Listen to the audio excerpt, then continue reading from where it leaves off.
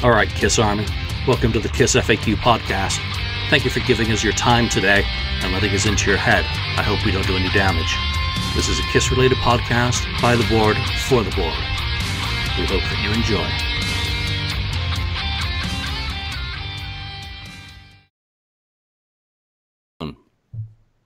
Welcome to episode 214 of the KissFAQ Podcast. I'm your host today, Julian Gill, admin on the FAQ message board, and some different faces. This is a whole different group. I don't know what I'm looking at here. Daniel Wees, good to see you again, my friend. Long time. You held down the fort with, was it with Ken while I was away on the cruise? So I'm glad you're willing to be back for more. Alive Catman, Andrew Scambatti. Andrew, good to see you.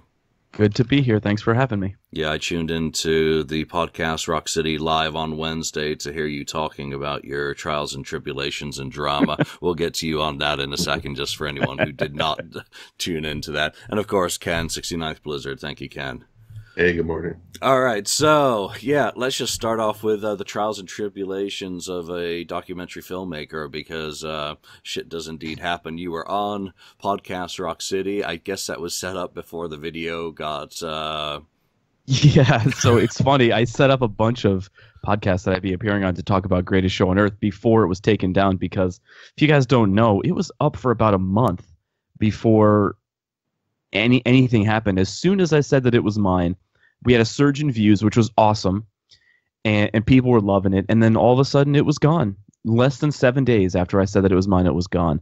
So for now, it will stay gone. I'm not sure what's going to happen with it from here on out. I will tell you this: when it was first uploaded, Universal monetized all the audio content. So meaning, you know, all the stuff from Alive to Universal monetized. So if there was ad revenue that ever came in from that, it would go right to Universal.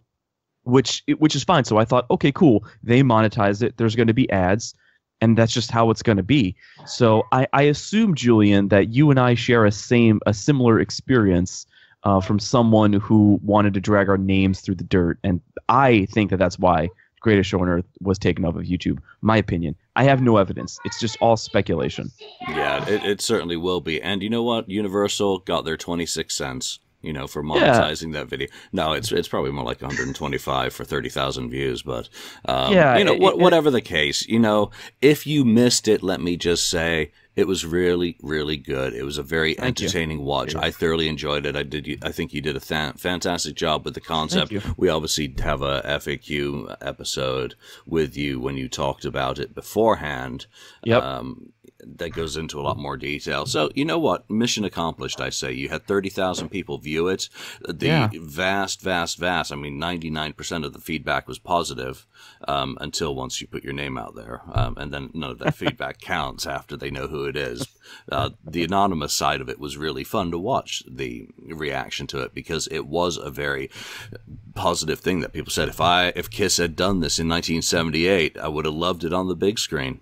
Yeah. So I mean, who knows what's going to happen? I'd like to say, and I said this on Podcast Rock City, I don't know if this is. I hope this isn't the end of the Greatest Show on Earth story, because you know there are people that still want to see it.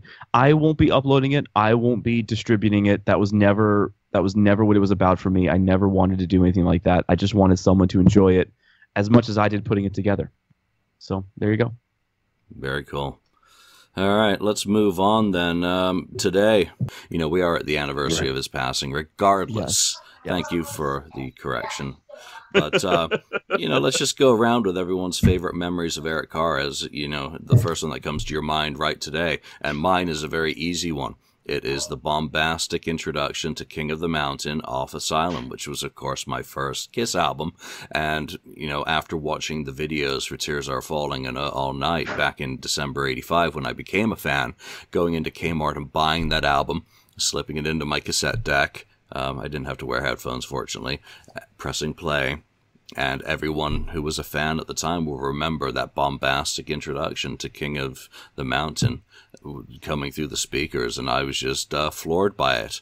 I'd become a fan because of Tears Are Falling and All Night, which, aren't particularly stunning musically. At least one of them isn't. Tears Are Falling's fantastic. But Tears Are Falling is fantastic. Yeah, so, that completely blew my mind. It was a really, really good intro, one that I always enjoy to this day. Ken, let's go to you for your... Or for the one memory. The first memory is I saw them on Kids Are People Too. The first airing, as it showed the first time, it was like a early Sunday morning. I saw that. But I guess a close second for that would be when I saw Kiss on Creatures of the Night, and saw him play live for the first time. He was just a force, on stage, and you could see he gave put everything into his drumming, so that's the real first stuff for me. He'll be truly missed. He is missed every day. Daniel, how about you? As a fellow Asylum fan, what's your favorite memory of Eric Carr? Well, there are a lot of memories about Eric Carr, but one of my most precious ones are, back in the day, there was no YouTube, there was no way of getting videos that easily, at least. So I remember getting a bootleg from Detroit, 1990, seeing one of those concerts. I think it was the second one, when he did his drum solo. And that was like amazing. I had never seen something like that. I'd never seen anything like that. So that's a vivid memory I have. And then, of course, as you say, King of the Mountain, Asylum being one of my first albums. And then I remember just being possessed with Kiss. And I just found this a little... This is from like 1985. Here is my drawing of, I think... Easy, that's Eric Carr right there, 1986 maybe, and there you have Bruce Kulick, and I have all of the guys. So you know how it is when you find a band that you the first band that you fall in love with. So that was Kiss for me, and Eric Carr was a big part of that, and he was a tremendous drummer, and I always cherish my memories of him. All right, wee Baron, laddie, what's your memory of him? Well, Eric was actually my inspiration to being a drummer. It wasn't Peter Criss. It was Eric Carr. And I saw the Detroit 84 show first because I was a makeup fan, and I really didn't venture into non-makeup Kiss until probably the farewell tour when they started doing those songs again. So when I first discovered Eric, I was like, this is incredible. I was totally obsessed with the hair and the drums and everything. And I remember I couldn't get enough of Eric Carr's stuff. Got Rockology at the time. Then years later got the book, Tale the Fox. There are so many cool things. And I remember as a really, really young kid, I had a newspaper clipping of Eric's passing that was in my local newspaper. And I was surprised that years later that it wasn't Freddie Mercury, it was an Eric Carr. It might have been because it was a New York area newspaper. But I can't hone in on just one memory of Eric Carr because this guy, he really, really enjoyed not only his place in the band, but he really enjoyed his fans too. And I don't think that's been duplicated with any member of Kiss. Now, I'm not talking badly about any member of Kiss because I've met them all. They've all been great to me. Every single one of them, every time. But something about what people have told me about Eric and how he took the time to talk and meet with his fans, and he was just essentially grateful for the position that he was in. It was amazing. So, definitely, I will definitely crank Tale of the Fox today and tomorrow, and remember Eric Carr. Great guy. And hope for more archival material to come out with him. I think there's a pretty bottomless pit of audio, at least, so maybe there's hope for something else to happen in the future. Let's hope so. Yeah. All right, so one of the other things that's been kind of hitting the FAQ message board and Facebook quite a bit over the past couple of days is Eddie Trunk. And I called him Idiot Boy And I think someone else made a parallel with, if you've watched The Incredibles, the cartoon movie, then you'll know that there's a character in there who wanted to be a superhero, wanted to be the sidekick to Mr. Incredible, and was rejected by him. And later he comes back wanting to destroy that which he once loved. And the person who made that comment, and I'm sorry, I don't remember your name and wouldn't really want to use it on air, just in case. It's a freaking great parallel. I immediately got a picture of Eddie, got a picture of, I can't remember, Incredible Boy or whatever his name was. Incrediboy. Incrediboy. And, you know, put them together and put Eddie's face on there. And it looked right. It looked absolutely what Eddie seems to have become, in that he's on the air criticizing Paul's voice, now saying that Paul's going to completely fake and, you know, do the snake oil with audio during the tour. Criticizing the band at every turn. So is this a case of the superfan gone bad? And does it really have a place? Or does someone was trying to persuade Eddie to give the band a chance again, which is a really sad thing. Ken, I'm going to go to you straight as the voice of reason. What do you think Eddie Trunk should be doing? Should he shut up, or is that even possible? Well, he should shut up. He's disgruntled, basically, from my opinion, because he can't get, Gene or Paul to be on the show for their interviews. They've turned him down for years, whether it be on the metal show or whatever, and his radio program. He's just disgruntled, and, they won't give him the time of day. That's why he supports, Ace and Peter. They've been on the show and have done the interviews with them. But yeah, Eddie Trunk is just, it's his way of, I don't know if he's purposely getting back. He's just mad because they won't show up on his show. So I don't know. I don't know what to tell Eddie Trunk. It's like, just leave it be. This was your band, that you promoted it for years.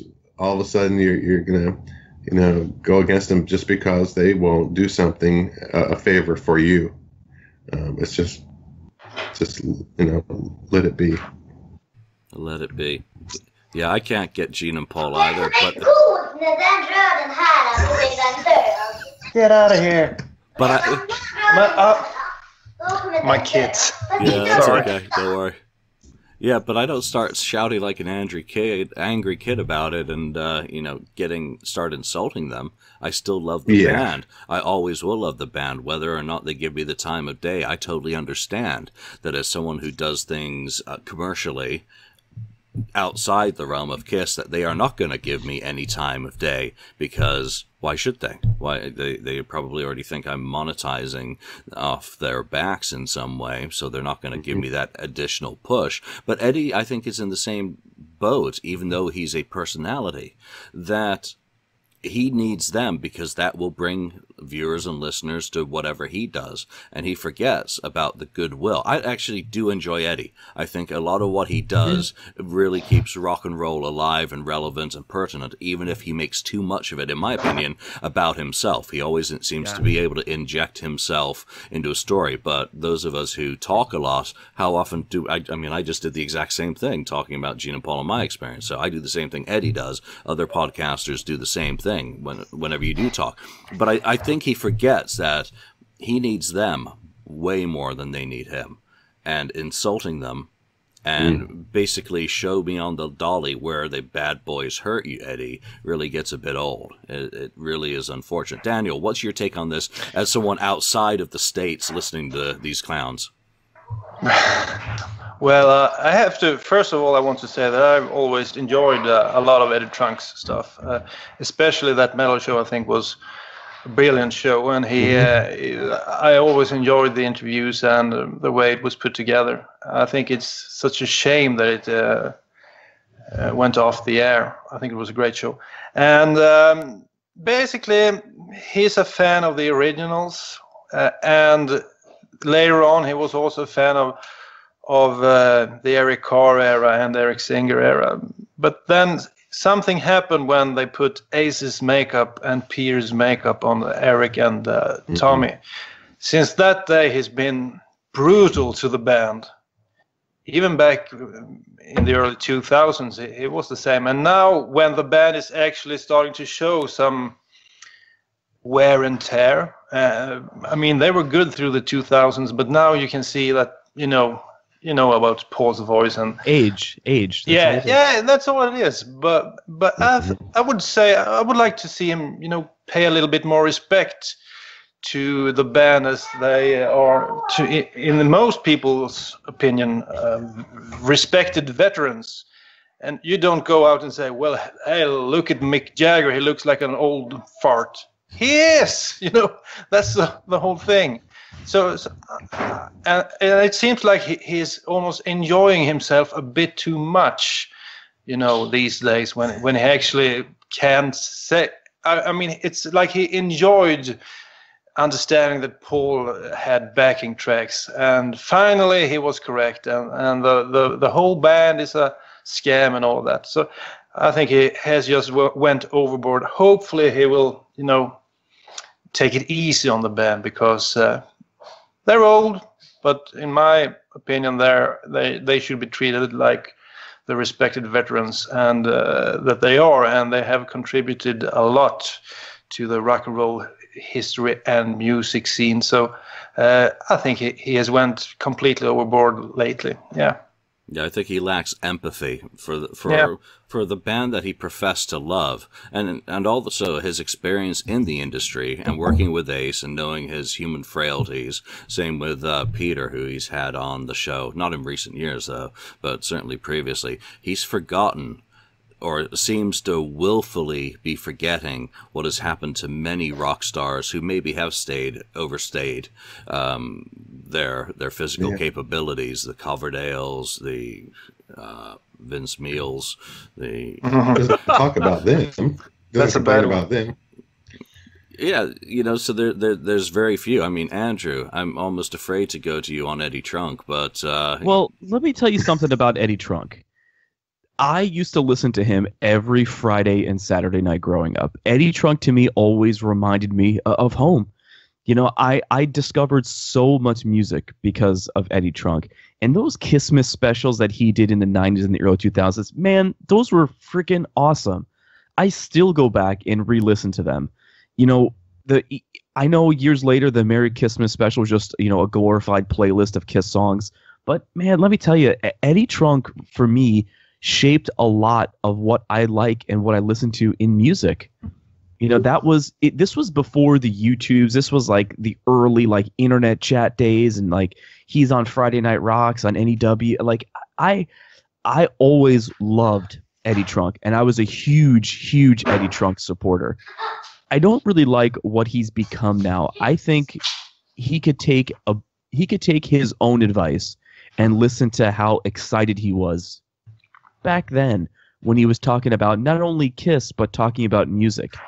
Now that he's gotten this fame, this national fame, which if you guys remember before satellite radio, before that metal show, he was basically a tri-state area disc jockey, and he did it well.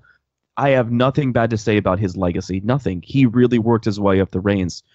So what I figure, once he got that notoriety for being a national personality, because he's not a disc jockey anymore, he's a personality now, he maybe let a little bit of it go to his head. And that's unfortunate, because I think the guy is great. I've met him many times.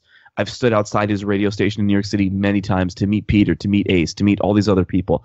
I went to New York Steel in 2001, the concert he put together for the World Trade Center victims. Cool. I went to one of his birthday bashes that Ace played. I mean, it's, I ignore what he says now because I don't want to tarnish what I had, because I basically grew up listening to that guy. I discovered Iron Maiden because of Eddie Trunk. And Iron Maiden's one of my favorite bands now. So, I wish Eddie would practice not saying so much. And that's the nicest way I can put it. It really is. Because let me tell you something, that guy, he shaped so many people by bringing them music that really wasn't on the forefront at that point. And I want to go back to that. I really do.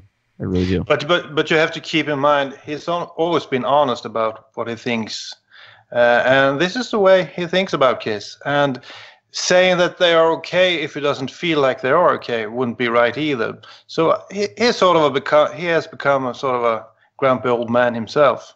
Maybe, but I feel like I feel like maybe he censored himself a little bit more. Not that he lied on the air, but I thought maybe he knew when to say what at what time. You know, I feel like now he when he's getting off on these tangents, like he's got this high pitched voice, and I'm like, Eddie, this was never just like I must have listened to 500 of his shows easily, and I used to tape them on cassette, and then I would go to vintage vinyl and I would listen to him on cassette as I was browsing. I mean, this guy, I used to love this guy's show, but I don't listen anymore. No, you know what? It's weird in one sense that, I guess your personality, and I don't want to make a parallel of myself with Eddie Trunk because I'm not on his level in any sense, but I've always felt a responsibility to be moderate in my comments when I am being critical of the band, to try and think carefully about what I'm saying and how I'm saying it. And that's one of the rules, that's part of the terms of service on the KissFAQ. Everyone just dropped their drinks and just said, what? You actually have rules? But I would, if Eddie came on the board and ranted like he does on some of his shows, I'd probably have to ban him. That's the hilarious part of considering about some of the things that he says, because he actually reminds me of a few of our board members who rant about the same shit over and over and over and skirt so close to the lines that I can't ban them yet. But it's a lot of, what do you say? Schadenfreude, it's a German word. Do you have that in English? Yeah, we use the same word. Schadenfreude. Schadenfreude. Yeah, Schadenfreude. Yeah. So that's like Eddie Trunk at this point with Kiss. He loves it when they stink. He absolutely loves it, and I hate it. So that's too bad. Yeah. Me too. But here's the thing: on the cruise, their performance on the electric shows did not stink by any means, and it certainly wasn't Memorex all the way through. So he's been very selective for someone who wasn't there and didn't witness it in person or experience it in person to be making some very, very broad comments, which I think are far off base. I'm surprised he hasn't had a text from Gene. One thing, it goes back to that was. I love that. That was cool. Yeah, that was a good one. What Daniel said earlier is, if this was the band right now with Gene, Paul, and it was Ace and Peter in the band, would he be doing that still with Paul's vocals? No, I guarantee he would not be, coming down on Paul and he's lying to the fans and that sort of stuff. He wouldn't do that. I know he wouldn't do that. It's all about Tommy and Eric being in the makeup. Too, yeah, but come on, it's been so long since that's happened. I mean, get over it. And if he doesn't like it so much, don't talk about it. Yeah, talk about the other bands that you love so much. I mean, I mean, here's the thing. I hate rap and country music. You will never find me talking about either one of those. So, I made a post a couple days ago when Greatest Show on Earth was still live. I said, promote what you love, ignore what you hate, and just do that. If more people kind of did that, I mean, we would be talking about a lot more positive things across the board.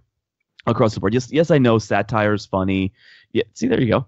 Yeah, see, satire's funny. We love to make jokes, but there's a line where the jokes are no longer funny, and you're just like, why are you being an ass? And it's unfortunate that we have a lot of people that take it way too far. Yeah, and I was just flashing Gene's book there because I've been reading it for some research lately. And again, it goes back to his mantra of every day above ground. At some point, the Kiss fans who really have nothing left invested in the band really just need to check out and stop signing in. And I think Eddie is one of them. Eddie shouldn't be talking about Kiss as a current active thing, because it's clear that he doesn't have any passion for them. When it all becomes negative and you become drunk bastard. I was just thinking about him too. Yeah, you were. Yeah, dude, that guy, man. Legend. There we are. We're talking about him. You know, when you become that guy who just really doesn't enjoy anything, it's like, why are you still talking about them every time he opens his mouth about them? I still happen to care about the band. Doesn't mean I'm not going to be critical of them at times. I've said it repeatedly, you know, that I'm often critical of the band, but I try and phrase it in a way that isn't just angry ranting. I save my angry rants for when I'm really, really upset. So. Yeah, about something that actually matters. This is just a band. This is just a pastime. This isn't this you know, I mean, come on. There are so many more important things to be mad about than a band. Exactly. I'm just not mad about the band. Yeah, I'd be mad about the taxes. I'm just not mad about the band. I'm just not. Yeah, I'm mad that I didn't get a big enough turkey this year. Damn it. And if I'm mad about the band, I won't talk about the band. All right, well, that's enough time. Eddie, I'd actually like to get you on this show and talk to you about your you know, walk through his whole history and then try and get into some of these things about what does make him tick at this point and what makes him so pissed. So I'm happy to give you some airtime, Eddie, in other words. Do you a solid. All right, let's go from one lunatic into something else that was just posted today. Is video from the Vinnie Vincent Soundcheck in Miami. Oh my god! And I haven't seen it. You haven't seen it? Well, you need to see it. If you've watched the footage of him actually performing live, it's interesting. It's you know, bits and pieces, a good 18 minutes worth of footage. And you know, for anyone else who hasn't seen it, go and check it out. It's him tuning his guitar and then starting to work through Lick It Up and I Love It Loud. Someone commented, why is there a Kiss logo on the drums? Well, apparently they were sharing drums between the acts, and that was it Kiss America? Probably their sets. There was a Kiss. Yeah, there was a Kiss band that was there. Yeah, since they were the last band, you're not going to switch out drum kits in a little club in between acts unless you've got a lot of time. So it's interesting footage. It's no better performance-wise than what you saw, but it has you know, I think it's better shot. So Daniel, you've got some homework to go and watch that, and next time we have you on, we'll see if it improves your opinion of it. That's just more of an informational. Before we even try and broach today's topic, you know, have there been anything on your guys' minds, some quick topics that we can just go through, or go? I mean, Andrew, you had about 5 minutes notice to make yourself ready. But you know, I love to just talk ad nausea about Kiss. I do. It's just something I know a lot about. So okay, I mean, so on that, let's go to Ken first. Well, let's go back to Andrew because I don't know. Well, no, I mean the topic that you mentioned, that's actually a really great topic. So I do want to talk about that in length. But there really aren't. I mean, there are things going on in the Kiss world that maybe I like, maybe I don't like. But again, I'd rather talk about something cool and talk about something that's going to make people think and maybe have them enjoy listening to us. Can you believe there's been over 200 episodes of people talking about Kiss and people still listen? Like, that's like, you know, so I'd rather talk about something cool than talk about something that maybe I don't like or like that's going on. I mean, Jesus, if you think about it, add up all the episodes, Podcast Rock City's done, Podcast, Three Sides, Kiss Room, Us, Pod of Thunder. Oh my God. I mean, that's a Kiss lot. My Collectibles. Kiss My Collectibles and Kiss My Wax and Kiss My Boots. You know, so that is a shitload of content. All right, well, enough about us. Let's talk about Kiss. All right, so the topic that we actually want to kind of get into today, and I've got no idea how long this will last, is that Queen recently, the biopic Bohemian Rhapsody hit the screens, something that we'd been following for years. We know that Motley Crue's been filming The Dirt. It's just cut 4 new songs for that biography, but could one be done for Kiss? When you think about how some of these other biopics, that's The Doors comes to mind as well, you know, how they handle timelines, how they deal with characters. For instance, Mike Myers in Bohemian Rhapsody is like a composite of many different characters, not just one. He didn't really exist. How could it Well, let's start with number one. What are your favorite musical biopics that have come out in the past? Andrew? You know, it's difficult because 98% of them are corny and just something I don't watch repeatedly. My favorite music biopic is something of a fantasy band. It's Almost Famous. How can you get better than that? But you got the Def Leppard movie. I wasn't really impressed with that. I'm not a Doors fan, although I thought the Doors movie was done, was okay, was done okay. I really wasn't a fan of Bohemian Rhapsody. I do love Queen, but I just thought that they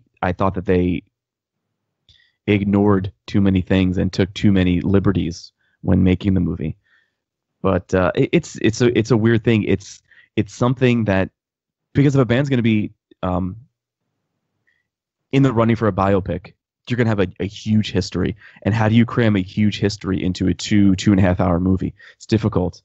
How do you do that? I mean, you have a really great documentary, History of the Eagles, that was, it was literally 2 hours for like the 5 years that they were together in the 70s. And I thought it was incredibly well done.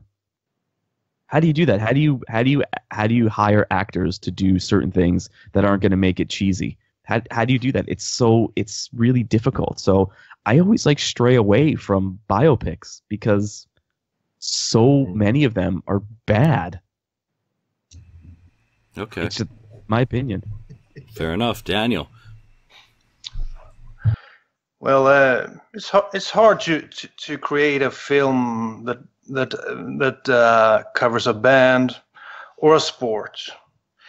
There's always been a problem doing this. When you go to sports, Rocky works a lot, but that's because it isn't really about boxing. It's about the development of a character. Yes. And I'd say the same thing about biographical films. That if you find an interesting character that develops through the movie, it can work. But you can't just put the music on the film and trying to go through all their hits. It just doesn't work as a film. So you need to find an interesting character and follow that guy or girl and do something from that, and then kind of put in the music here and there. And I think the Doors worked pretty well with Val Kilmer back in the day. I think it was released in 91 or something, maybe a little bit later. I like that one, but a lot of the others they don't work. And I think we have some interesting characters in Kiss. So I think you could do something interesting with Kiss, but I wouldn't like to see all the hits being showed and all the success. You need some development of character. That's the whole thing with films in general. Someone going from rags to riches. Luke Skywalker going from being a farm boy on a planet far off in space to destroying the Empire at the end of the film. You need some development, and there's no better story than that. Yeah, most of the musical films, the biographies, they don't do it like that, and they try to show the great music, but the music is always better live, performed by the band. So you need to find another approach if you want to success with a film about a band. Yeah, that's one area where I thought that Bohemian Rhapsody killed it, was in the creation of Bohemian Rhapsody itself, just trying to capture the magic of what they were attempting in the studio, even though it was completely bullshit in terms of swinging an amp around the room and whatnot, just the Galileos and all that kind of did capture that moment of the music without just reverting to a live scene, which the last of it. And of course, the Luke Skywalker story from Nerf Herder to Galactic Hero. Yeah, you can't go wrong with that. If I have to pick one, I'm totally with the Doors. That's one I watch over and over again. Possibly Walk the Line, Johnny Cash story as well. Mm-hmm. Isn't there? There's one about Ray Charles, isn't there too? I haven't seen that one. The Temptations was fantastic.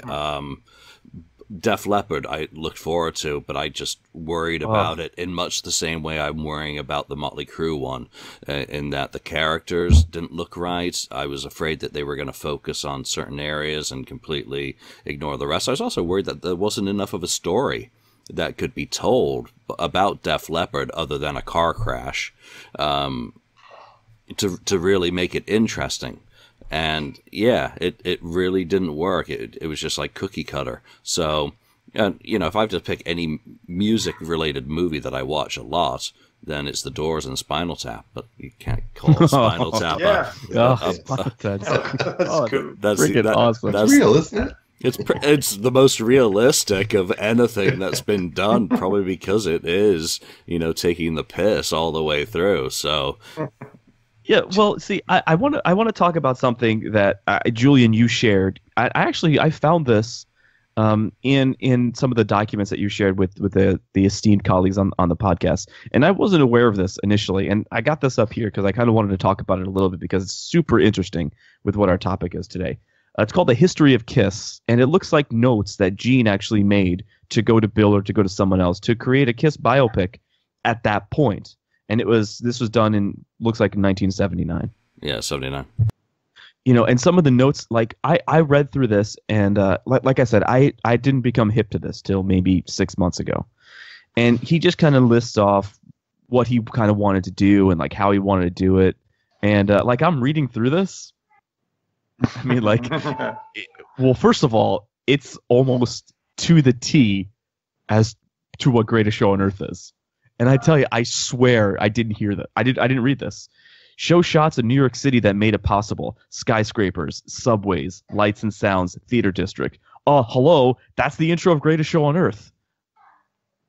Then he goes through the concert footage. Then he goes through the interviews. Make sure you interview, you know, use PM Magazine, use the Nightbird, use 2020, use New Shots, Hot Hero Sandwich, Cadillac, Michigan.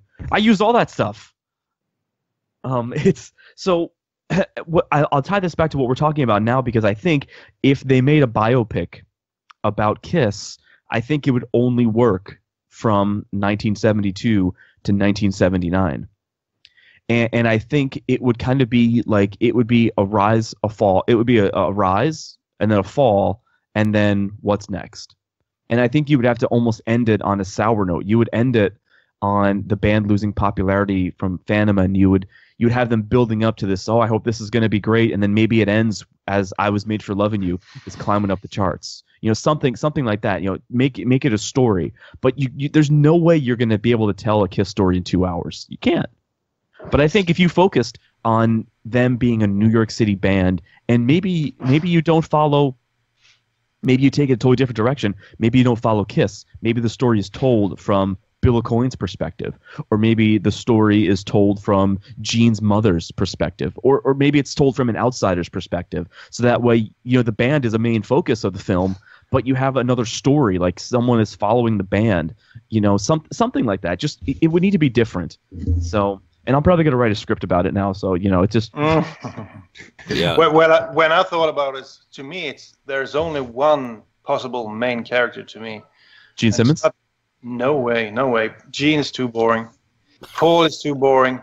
Pierre is too dumb. No, I don't know, but it seems a little bit off at times. But the guy is Ace. You know, if you focus on Ace, you would have a great story. You know, starting off with him being in local bands, maybe tweaking a little bit with reality and having them opening up for like Wicked Lester, listening to Wicked Lester playing She with flutes. And Ace, you know, smoking a joint, and those flutes are fucking ridiculous or something. And then dude, you got something. Something. And then seeing Ace fixing up his friends with girlfriends, noodling on the guitar, hanging out in the Bronx, getting in trouble. I mean, Ace has a lot of stories that would fit perfectly in a film. And to me, I would focus on from that time until maybe when they play Madison Square Garden the first time on the Rock and Roll. First, yeah, that would be then. Yeah. Listen, I'm crediting you for part of the story because I'm gonna write this. I'm telling you, if anybody could, it's me, and I'm gonna write it. But I'm gonna use your ideas, and I'll credit you on that because I think that's a great idea. And I think if you would kind of spice up some of the events a little bit, like maybe Ace got kicked out of his girlfriend's house, and when she was throwing all of his clothes out, she only threw out one red and one orange sneaker. He was like, exactly. He's like, oh man, I got nothing else to wear. That scene when he enters, the rehearsing area, applying for the job. Mm-hmm. That's actually one of the key scenes to the film. Him and playing over the other guy. The other guy is trying to show off, and Ace just plugs in and starts, trying to tune his guitar over the other guy. I can see it in front of me, and the guy said, "Who are this guy in the red and orange sneaker?" And you can call me. But you can totally see him going to that rehearsal, that first audition, and going in the wrong room, going to the wrong address, and then going in and that would be awesome. But if I want to get to Ken, so hold on one second, Ken. It's think of the start of Goodfellas and the style in which that's filmed. And then think of the start of Love It or Hate It, Kiss and Tell, Take Me to Cuba. What a start to a movie that could be. 1985's Ace, completely drugged out, down on his luck. And you start with hijacking a plane in a gangster type film sequence, and then go back in time. But, Ken, we didn't even talk to you yet about your favorite biopic. So why don't you get us into that? Well, real quick, I do agree with you, Julian, on the Johnny Cash movie. I thought that was well done.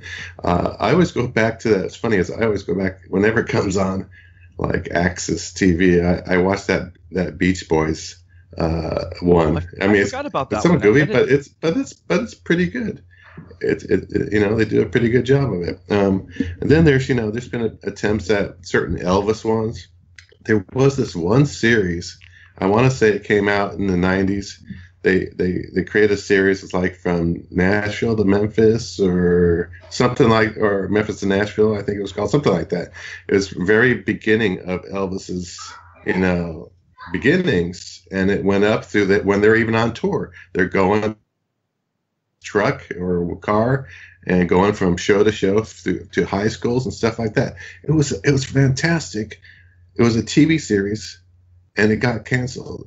And I loved it. I thought this was like just so well done, and I wanted to see more, and nothing happened. It was too bad.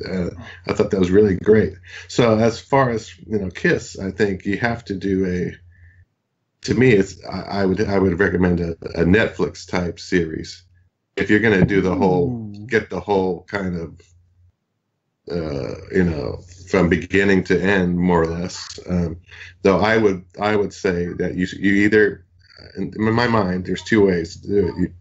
You end at 77, Madison Square Garden, or you end the movie at 96 at Tiger Stadium on the big return. I don't know if we're going to go through the little things. I think you are, Julian, about going through what our key points are and how we would do a movie.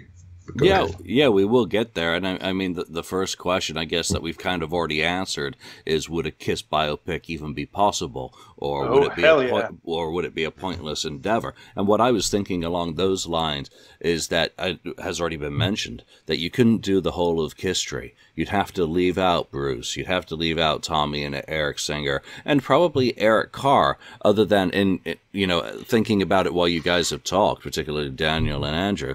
I think, I would take it from the original period up to, the departure of the first member of the band and how things started to crumble, and have the auditions just be the final scene, just so that you could include Eric Carr hitting the stage at the Palladium in makeup, just as an honorarium that would only mean something to, some deep Kiss fans.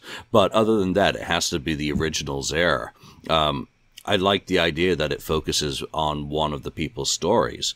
And I do kind of agree with Daniel about that person having to be from Ace's perspective because of humor.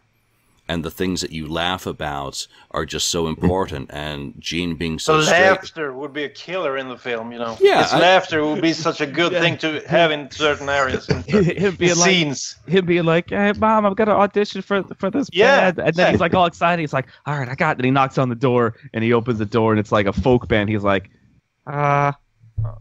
okay. Yeah. Which you would have if you worked in like Malimo, and the stuff that he was playing with that band. Yeah. And, so it kind of works in that perspective. Gene is too straight-laced. The story, even though he's like Americana in that he came as an immigrant, didn't speak the language, was made fun of for his Latke accent that he had, that he developed a 1950s screen diction in how he spoke and all that, and became a teacher, was afraid of spiders and all that. It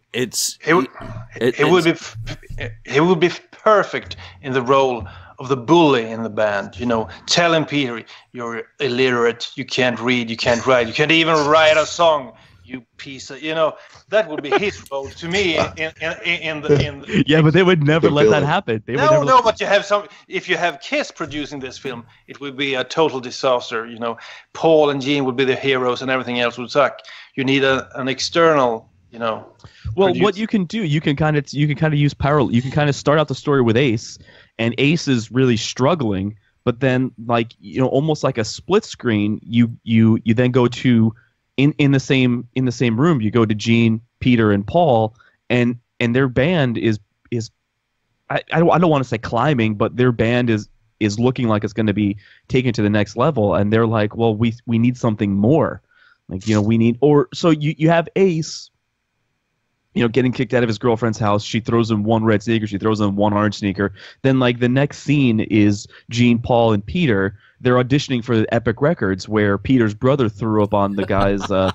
You kind of cut to that, and you kind of, Gene's like, I don't know, I don't. He's like, I better look for that promotion at my office job. And then Paul's like, oh, maybe I'll take some extra shifts driving the cab. And then Peter's like, I'm just gonna fucking. And they're like, okay, whatever. You kind of start the story like that, and then Ace walks in, and although they don't want to admit it, they're like, well, this guy, he saved the band. Maybe you say that the band was, you have these revisionists telling Kiss's history, where they're saying Gene and Paul were like, we're gonna make it, we're gonna do this, it's gonna happen. But maybe you show them, we're like, is this gonna work? Maybe you humble them a little bit. You have them worried, is this really gonna work? How are we gonna do this? Gene says that in many interviews, he said that he moved his bed into the old rehearsal space because it was easier for him to sleep more and do this. But maybe you have him do that because he couldn't make rent that month and he had to move into there. You kind of you dramatize the story a little bit, so that way when you're ending it, because I think ending it at the Madison Square Garden show in February '77 is a great place to end it. And then during the credits you show Kiss Mortal Kombat, Kiss Love. No. The ending should be. You can't omit like, Tom Snyder. No. I would have the ending. You cut to backstage. Well, we did it. We fucking played out to sold up Madison Square Garden. And Ace looks at the rest of the guys. I'll drink to that, and starts drinking champagne. And then you start rolling the credits. That's like perfect. Oh, jeez. But I think you got something there. I think that would be a really great way to tell the story, because we've all heard the story of Kiss. VH1 did a bunch of really great documentaries in the early 2000s. You had Beyond the Makeup, you had Ultimate Albums Kiss Live, you had When Kiss Ruled the World. All these awesome documentaries. Even you could say Kiss Extreme Close-Up was awesome, even though it was just more of a Gene and Paul story. You had all these great documentaries. I think telling a story like this would be awesome. And I tell you, after we're done today, I'm going to start writing it. Whatever happens to it, happens to it. But I think if you tell the story kind of like that, I think it will be cool. And you work in the historical significance. You work in Bill Aucoin. You work in Kiss Alive. You work in those things. And I think it could be a really, really cool story. Maybe you even start it at they're on stage at the Garden. You start it there, and then you kind of then you kind of go back to where it began. Yeah, you know. That's I was going to say that, Andrew, that's how maybe you start the movie is you have it. That was one of my choices. 77, Madison Square Garden. They just get there. You hear you wanted the best, you got the best, the hottest band in the world. And it's kind of show them, and then they don't really go into playing, but then they maybe like Gene Simmons thinks back, looks at his mother in the crowd watching him, and he thinks back to and then they flash back to when he was a little kid watching the black and white TV and watching the cartoons and learning his English from that kind of stuff. Just show a little bit of where they came from. And then maybe Paul Stanley looks at his parents and he thinks about his beginnings or about when, people used to bully him when he was a kid. I think stuff like that. These are things that are what formed them into what they became later. So I think that would be a great thing to do. So you start out with you wanted the best to begin the movie, then you cut to Ace, and then at the end of the movie you come back to the garden, and that's when you show us. You show us at the very end where they're standing on stage right before they're playing, and Gene sees his mom, and he flashes back to him being an immigrant. Paul sees his parent, Paul sees him being made fun of, and Peter sees his mother, and he's chasing someone in the streets with like a bat in a gang. And then you flash back, and then they start Detroit Rock City, and then that's how the movie ends. That's, I think, would be awesome. So, I'm going to skip the historic scenes that I think each of us want to see, and I want to come back to that a little bit later. Actors. Are there any people that immediately come to mind that you could put into these roles, and you're like, that's a Bill Aucoin, or that's a Sean Delaney, or that's a Gene Simmons without a doubt? Bryan Cranston is Bill Aucoin. From what show was he on? It's an older Bill Aucoin, though. Yeah, but they could do something with makeup and whatever. But I think Cranston would be an awesome Bill Aucoin. Yeah, Cranston would also be a great Stan Lee. Method management. There you go. And then I think Bill Skarsgård from It would be a great Gene Simmons. Fellow Swede. Yeah. Yeah, I think Skarsgård would be an awesome Gene Simmons. I thought about, can his son act, because he would look the part. I don't know if he could do the acting, but he's tall, he's kind of menacing, and he looks the part. Mm-hmm. Nick Simmons. I think that could be one way to go. Yeah.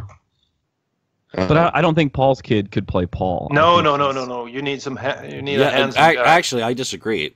Paul Evan's face, totally. He's got a facial structure very similar to his father. Too skinny.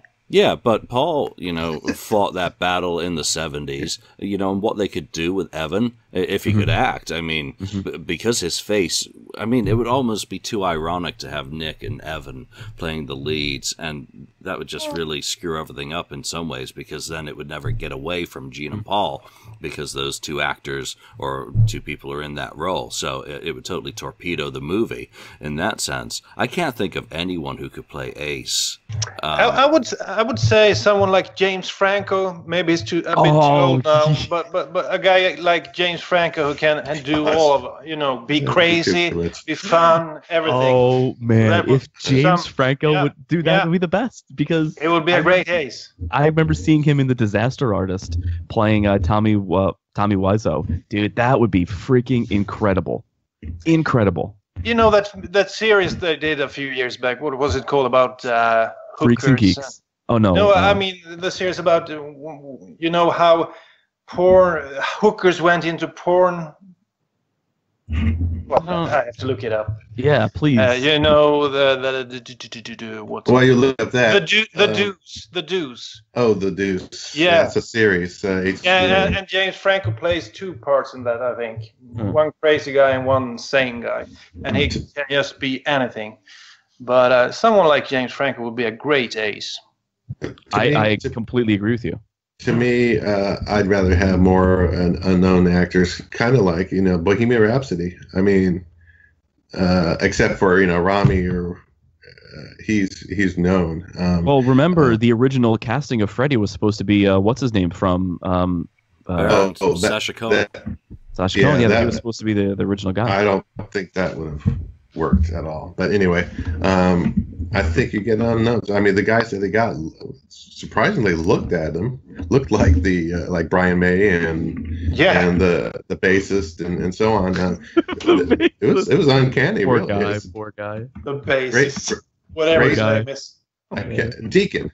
Sorry. Poor John Deacon. He doesn't get the respect. You know, if they can do something like that, you can find there's plenty of people out there who look like the originals. I mean, you try to as much as you can, but once the makeup is on, you know, if they put the Kiss makeup on, you can kind of, it doesn't matter so much. You could almost make this movie without playing a single note of Kiss music.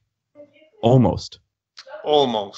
Yes, I think you're shaking your head, but I think the story would tell itself in a way that you don't need to hear the Kiss music, because then it could be like an international or an independent film house could make it.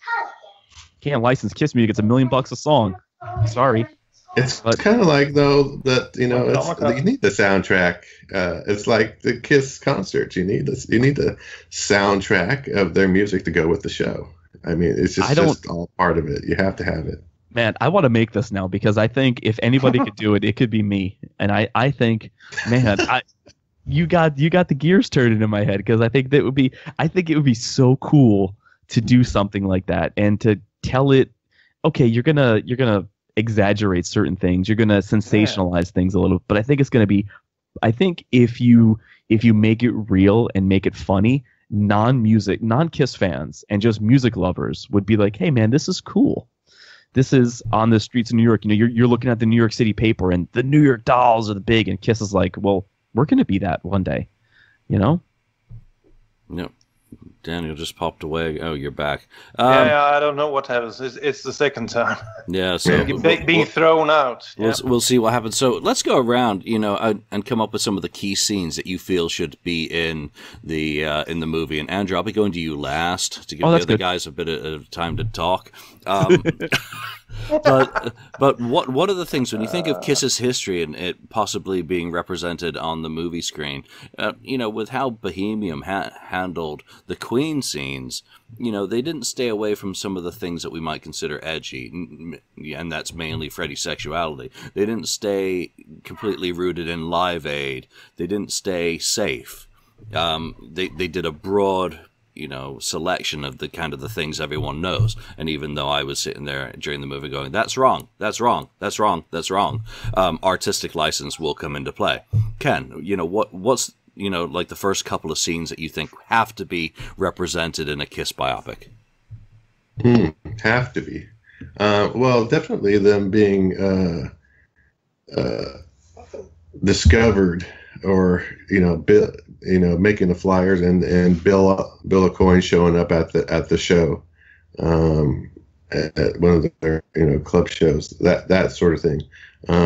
Another one would be probably was it their first show opening, you know, one of the ones, that New Year's one where Gene hair catches fire, you know, that sort of stuff. But then later on, I think you want to get the rock and roll, the sex, drugs, and rock and roll stuff even in there, about the, you know, showing, you know, Gene Simmons, his deal with all the girls running in his room or whatever, and you have Ace and P, you know, Ace, you know, drinking himself to almost drowning in the pool, and maybe Gene saving him, things like that, because that, you know, that could have ended the band right there had Ace, you know, died at that point. That would have been a bit of a downer. I think the Academy of Music 73, 74 shows a great example of where kind of comedic value and, you know, a historic event could be used. As the manager shows up and surprises them with the Kiss logo. Gene sets his hair on fire. Rhodey has to quickly think about smothering the hair. Then Gene throws flash paper into the audience. They burn the guy's face. Yeah, he goes backstage, and they have to. He's like, "Oh, that was the greatest thing I've ever seen." There's just a ton of that kind of stuff, and they're so far down the bill they're not even named, and you've got all these superior acts kind of looking down their noses at these upstart New York guys, and then everything that possibly could go wrong does go wrong, but they slay the audience. I think one scene from the early part that really I'm jumping in now to mention it. I just see the possibilities of Sean Delaney's first choreography lessons with the band, trying to get Paul Stanley to be a he, she, and swing his ass. Just has so many possibilities. Yeah, getting the band to move and having a flamboyant character like Sean, directing them and trying to get these awkward people to be performers, not musicians, could be so entertaining that you have Paul falling on his ass and Ace laughing over to the side going, ha ha, it's usually me who falls out. Shit like that, which to me just would be horrendously entertaining. Daniel, what are some of the things that grab you? Well, there are a lot of scenes in my mind, but one is, putting the makeup on, because that's so important for the band. And I would do it like Ace and Paul, because in my movie, Ace would be the main character. He and Paul goes to an Alice Cooper show and likes it. They like it, and they go home and put on the makeups. And then I would also include some TV appearances that they actually did. And my pick would, of course, be the Mike Douglas show. I mean, that's so cool when Ace is, Gene is totally off, playing the monster and doesn't really know how to act. Am I going to stay in character, or am I going to, be a regular guy?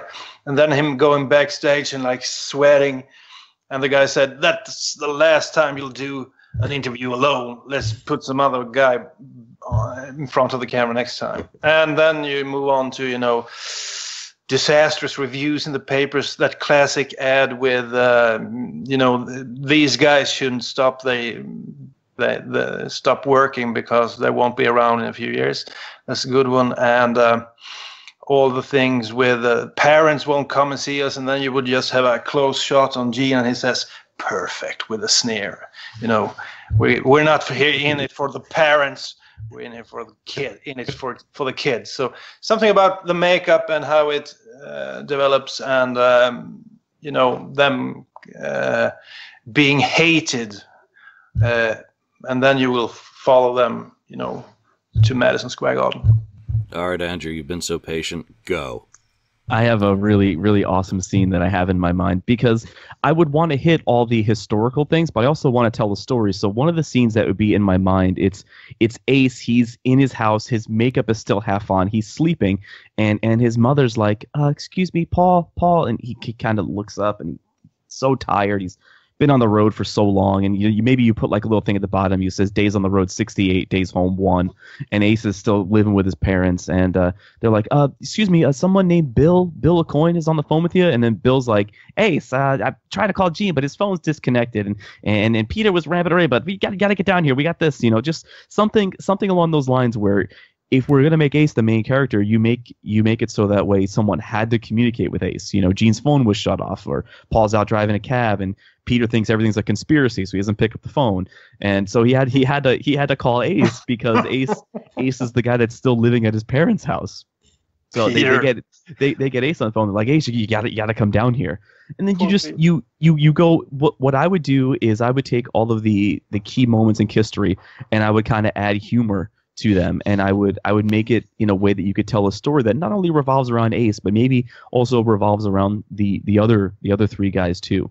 I definitely want to show Sean Delaney, teaching them how to do these things, and I definitely want to show them in the studio for the very first time, or I want to show them traveling for the very first time, and they're saying, well, maybe one day we could afford a plane, and Gene's like, I'm not getting in a plane. I don't care how much money we have. I'm staying right here in this car.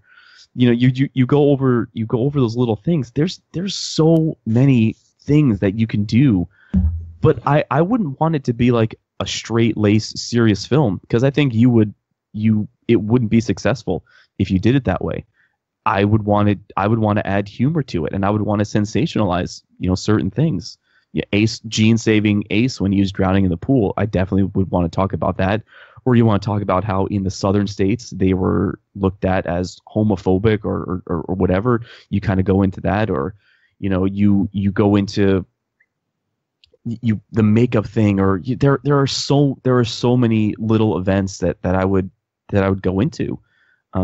But again, I think telling it through Ace's eyes is the way to go. I really do, because you have so many funny things that you can do, and then people's reactions to Ace and how he was. There's actually I would want to. I know this wouldn't be historically accurate, but I would kind of want to work in that time where Peter wrecked his car in the parking garage, and I would have someone call up Paul and then be like, Paul, your drummer, he's been in an accident. Oh my God, where is he? Okay. Actually, Mr. Stanley, the car never left the parking garage. Yeah, it would be easy to paint Peter as a stupid guy. Yeah, be like, what? Yes, he just rammed it into the wall front and back until the car was totaled. But there's an interesting story. Ace. Yeah. Ace crashed his car in his driveway as well. Oh, yeah. Not just Peter. Ace during those sessions, right? Yeah.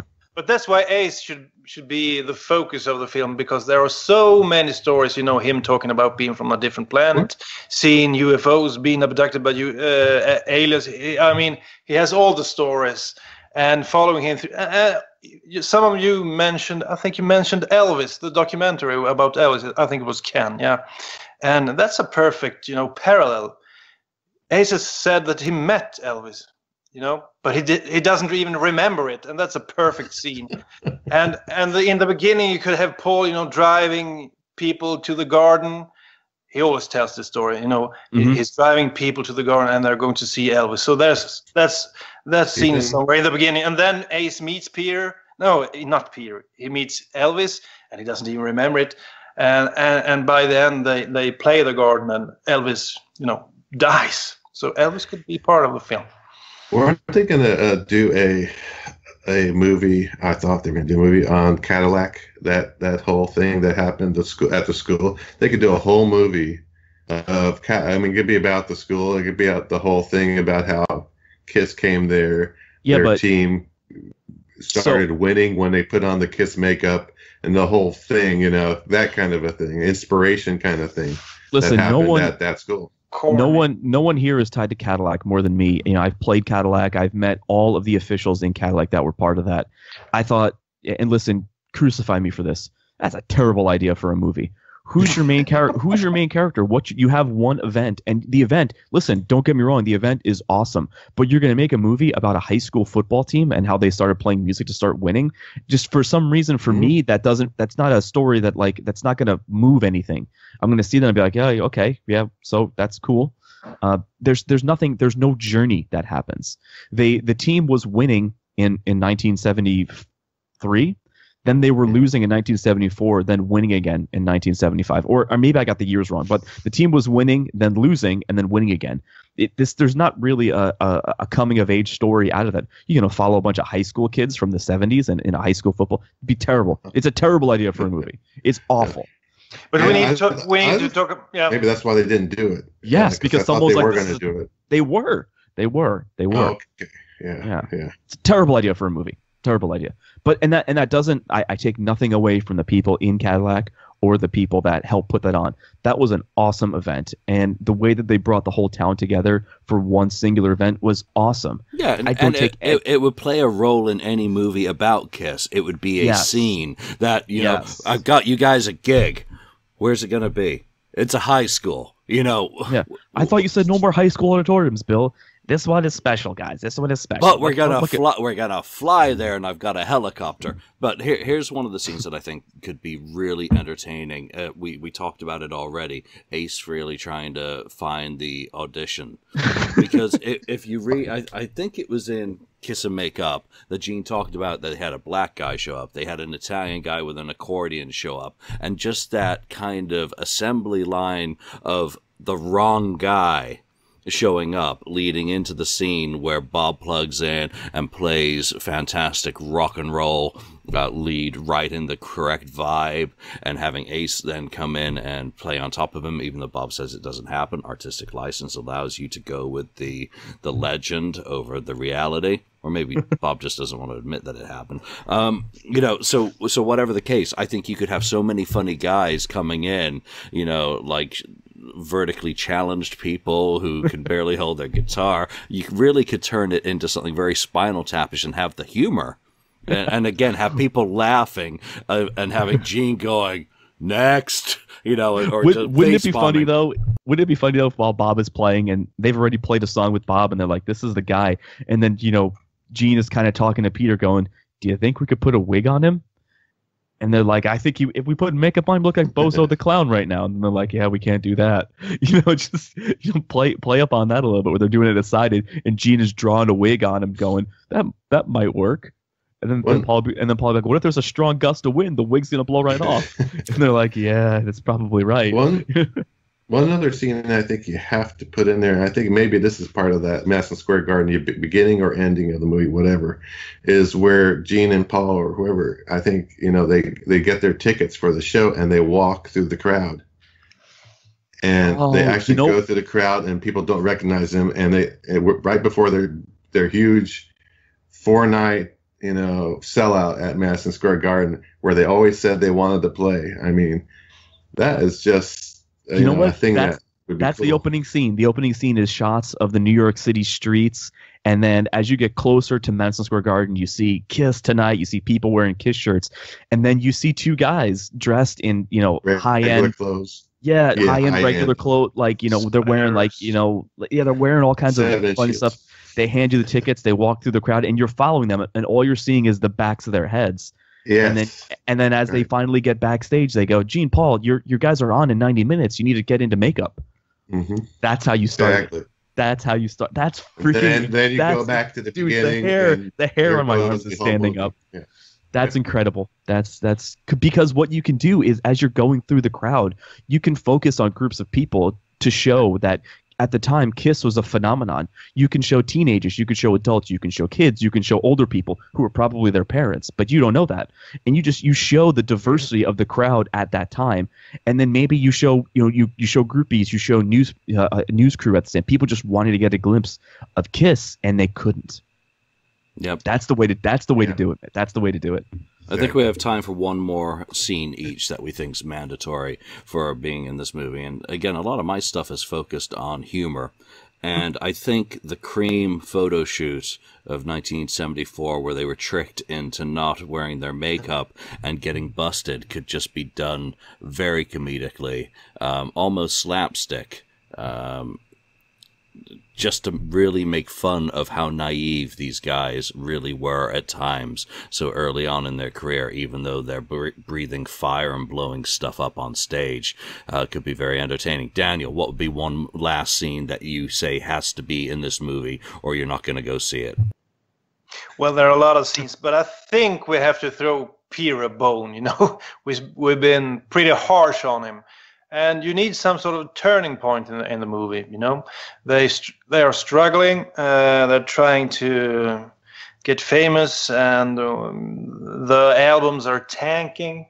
So you could involve the song "Beth" in some way, and that ties in well with Gene's telling Peter, "You can't write. You're illiterate. You're a dumbass." And then later on, it's Peter that gets the hit, with Beth. And you get all the jealousy from Gene and Paul, and that's what puts them over the top. So Peter gets something at least, because we've only been talking about him being stupid, doing the wrong stuff. So maybe he can do one thing right, and that's writing Beth, even though he might not even have done that. But in the film, he's the one writing that song, and that's what brings them over the top. And I would have some. He brought it to the band. Let's give him. That's very in the very least give him that. Andrew, let's go to your last scene that has to be, because I want to Ken have the final word on that. I'm actually gonna extrapolate on that scene a little bit, because you can show them going to Europe for the very first time, and Peter, although he's the road dog of the band, he's been playing the longest, he missed home, and all of his acting out was because he missed home. So he's getting ready to jump off the hotel, he's getting ready to jump off the ledge on the hotel, and he's quitting the band, but he sits down back in his room, and he's like, damn, I really miss Lydia. I have to. He's trying to call Lydia, she doesn't pick up, so he's writing a song, and originally it's titled Lydia, and then he turns on the TV and Jeff Beck is on TV, and he's like, maybe I could call it Beck. And then he brings the song to the guys, and he's like, I got the song, it's Beck. And they're like, you like Jeff Beck? And they're like, no, it's just Lydia didn't fit. And he goes, well, why don't you call it Beth? And then you cut into him singing the song, and they're all sitting there at the mixing console going, is this going to work? And, Paul or Gene would be like, just let him have one. We're going to put it on the B side. It's not even, just don't even worry about it. This song is dead. Do not, just let him have the one. And then he'll be, whatever. And then the song becomes a hit. And then, you cut to the People's Choice Award of them getting the People's Choice, and Lydia accepting the award. But you show a thing of Lydia backstage, and they're going, "Are you Beth?" And then Lydia's like, "No, I'm actually, yes, I am Beth. Yes, I am Beth." Because she had been tired of hearing it for so long that she, the song wasn't written about her. But I think that's a way to do it because, Peter went nuts on that first European tour. So the way to kind of, as you said, throw Peter a bone, bring it back, or he's sitting in his room and he in this version of the story, he writes the song, and then the song becomes a hit. Nice. Okay, Ken, give us the most reasonable, the most obvious one that we've all missed. Obvious one? Well, I don't know. I think one is I think it's at Detroit or wherever they were playing live, where they were presented their first gold album award for Kiss Alive on stage, right? Yeah. That's the truth. To show that, that they didn't know, but that it was kind of like they realized that, what, we did it. We finally, we made it. And then it's from there on, it's, hopefully, clear sailing going forward. But just another comedic kind of thing for Daniel with Ace, because he wants his Ace movie. I thought about, isn't there this was super gluing the furniture to the ceiling? I mean, that's got to be in there as a comedic thing. Like, I need more glue. Curly, give me more glue. And they're like, glue. Oh my God, is Ace sniffing glue again? He's sniffing glue. No, he's gluing the furniture and things to the ceiling. It's like this, the boredom of being a rock star stuck in your hotel room and the things you end up doing in there. When you ultimately think about it, and some of the ones that we've covered and mentioned today, the list is endless. We haven't even gotten to shooting Christmas trees. We haven't gotten to Ace Frehley being brought to task for his champagne bills, or Paul Stanley being brought to task for buying too many guitars. There are memos that support a lot of this stuff, that, Paul was having to return guitars, and there were meetings that said that these had to come out your personal funds, etc., etc. We haven't even mentioned Neil Bogart, who Mike Myers would be a fantastic Neil Bogart. Ooh, you're right. There you go. Because he could be an amalgamation of so many different things and the quirks. And I mean, Neil Bogart is a legend in the industry, no matter what, for how he was a wheeler dealer. You can have the undertones of the mafia funding the band early on. Again, it's just, it's never ending, the amount of scenes. If you think of that list that Andrew was mentioning that Gene had written, try and write that down now with what we know about the band. And I know Andrew's going to be going back and listening to this episode to make sure he gets notes of everything that we've talked about. And if not, the stuff that he knows off the top of his head, or Daniel knows off the top of his head, that we could be writing down of what are these scenes, would easily fill up a few pages in a few minutes if any one of us tried to do that. But let's end with a final question on this. What would you call it? What would be your title for a Kiss biopic? Out on the Streets. Yeah, that's a pretty good one. I would go even. I'm going to go completely dumb, and I would say Rock and Roll All Night. You know what? That would work, because that would work. Because it is so obvious, and it really is about the story of Kiss.